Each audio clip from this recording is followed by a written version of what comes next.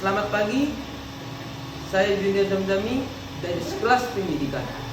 Pagi ini kami akan membahas isu-isu terkini seputar dunia pendidikan yang sedang menjadi sorotan. Tingkat pendidikan di negara Indonesia. Pertama-tama, mari kita lihat bagaimana tingkat pendidikan di negara kita. Data terbaru menunjukkan bahwa meskipun telah ada peningkatan dalam akses pendidikan, tantangan tetap ada dalam hal kualitas dan kesetaraan akses. Banyak daerah, terutama di daerah pedesaan, masih menghadapi kesulitan dalam menyediakan akses pendidikan yang berkualitas. Namun, meskipun ada pendidikan dalam akses pendidikan, tantangan dalam hal kualitas pendidikan masih terus ada. Kurangnya fasilitas pendidikan yang memadai, kekurangan guru yang berkualitas, dan kurikulum yang belum selaras dengan kebutuhan dunia kerja masih menjadi masalah utama yang perlu ditangani dengan serius. Selanjutnya, kita tidak bisa melewati pembicaraan tentang pendidikan di tengah pandemi COVID-19. Penutupan sekolah dan peralihan ke pembelajaran jarak jauh telah memberikan dampak besar terhadap proses belajar mengajar. Tantangan dalam hal ketersediaan infrastruktur digital, latihan guru untuk mengadopsi teknologi, dan akses internet yang menjadi sorotan dalam masa pandemi ini.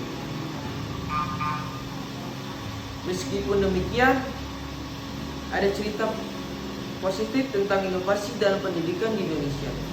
Banyak sekolah dan lembaga pendidikan telah mengadopsi teknologi untuk meningkatkan pengalaman belajar siswa. Program-program pembelajaran berbasis proyek, pelatihan keterampilan abad ke-21, dan peningkatan kapasitas guru melalui pelatihan dan workshop telah menjadi bagian dari upaya untuk meningkatkan kualitas pendidikan di Indonesia. Dampak pandemi terhadap pendidikan. Selanjutnya, kita tidak bisa melewati pembicaraan tentang pendidikan tanpa membahas dampak COVID-19. Penutupan sekolah dan perpindahan ke pembelajaran jarak jauh telah menghadirkan tantangan baru bagi siswa, guru, dan orang tua.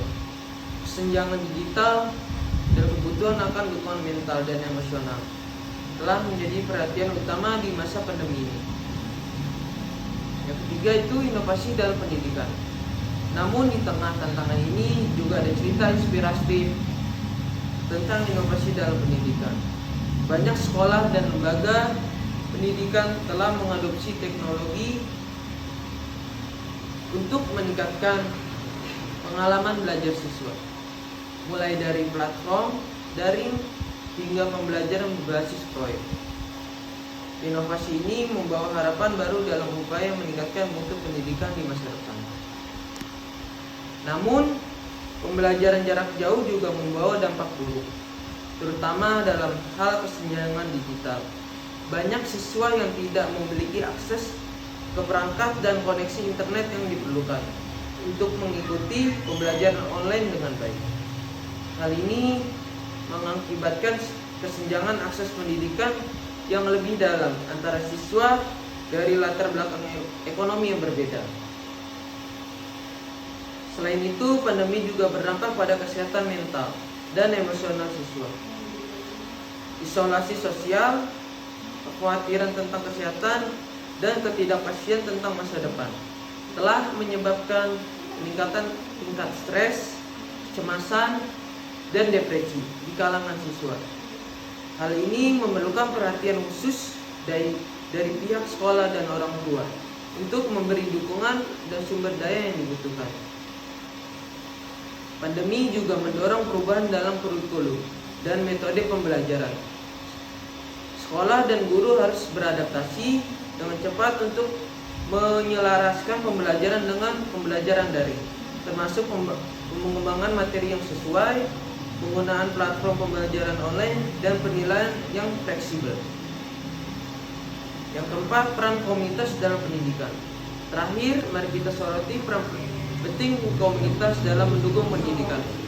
Kolaborasi antara pemerintah, lembaga swadaya, masyarakat, dan sektor swasta merupakan kunci untuk menciptakan lingkungan pendidikan yang inklusif dan berkelanjutan.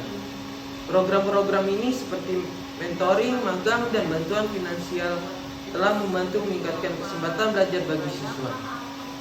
Itulah tadi sekilas gambaran tentang isu-isu terkini dalam dunia pendidikan. Kami akan terus mengawasi perkembangan ini dan memberikan liputan yang mendalam dalam edisi-edisi berikutnya. Selain itu, komunikasi antara sekolah dan orang tua juga memiliki peran penting yang sangat dalam dunia pendidikan.